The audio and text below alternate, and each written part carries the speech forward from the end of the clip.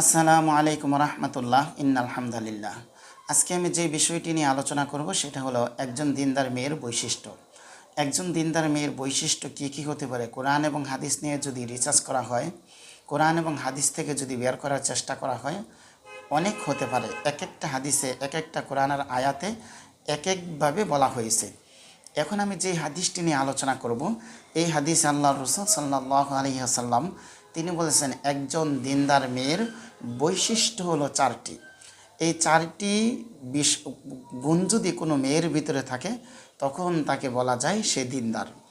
এখন আমি যে হাদিসটি নিয়ে আলোচনা করেছি সুনান ইবনে মাজাহ, দুর্বল হাদিস, 1857 নম্বর হাদিস। এই হাদিস থেকে স্পষ্ট হবে একজন দিনদার মেয়ের বৈশিষ্ট্য কয়টি ও কী কী হতে পারে।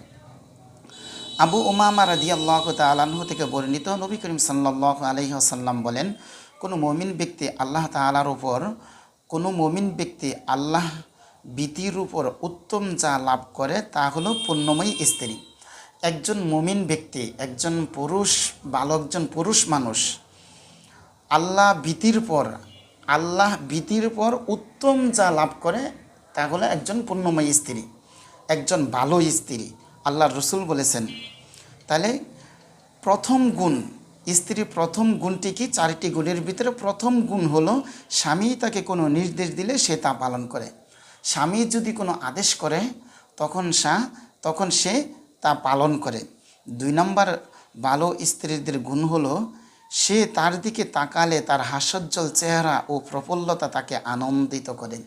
এবং আল্লাহর রাসূল বলেছেন 2 নম্বর ভালো স্ত্রীর গুণ হলো স্বামী যদি তার দিকে তাকায় সে এমন অঙ্গ ভঙ্গি তার চেহারাকে এমন করে সে খুব সন্তুষ্ট, তার ভিতরে খুব আনন্দ এরকম।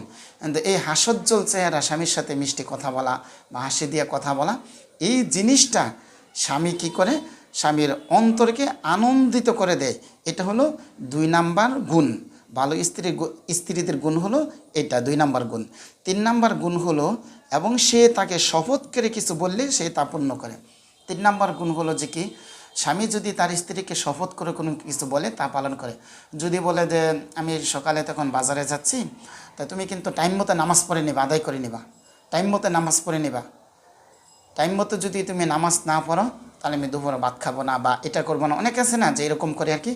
তখন কিন্তু চিন্তা করে যে আল্লাহ আমার স্বামী বলছে ভাত খাবে না, করবে, তাহলে আমি টাইম মতো নামাজ পড়ে তারপর বাকি কাম সারবো। কিন্তু এই চিন্তা কিন্তু করে। স্বামী যখন কোনো কিছু শপথ করে কোনো কিছু বলে তখন তা পূর্ণ করে। দিনদার স্ত্রীদের গুণ হলো 3 নম্বর গুণ হলো এটি।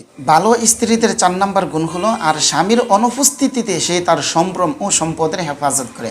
স্বামী কোথাও চাকরি করতে চলে গেছে বা বিদেশে চলে গেছে, কোথাও চলে গেছে, স্বামীর অনুপস্থিতিতে তার সম্মান ও সম্পদের হেফাজত করে।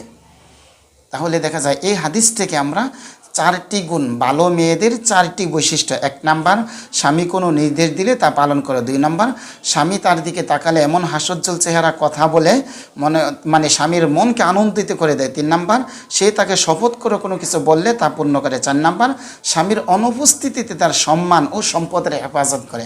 আল্লাহ তাআলা আমাদের সবাইকে, আমাদের স্ত্রীদেরকে এই 4টি গুণ অর্জন করার মতো তৌফিক দান করুন। আসসালামু আলাইকুম।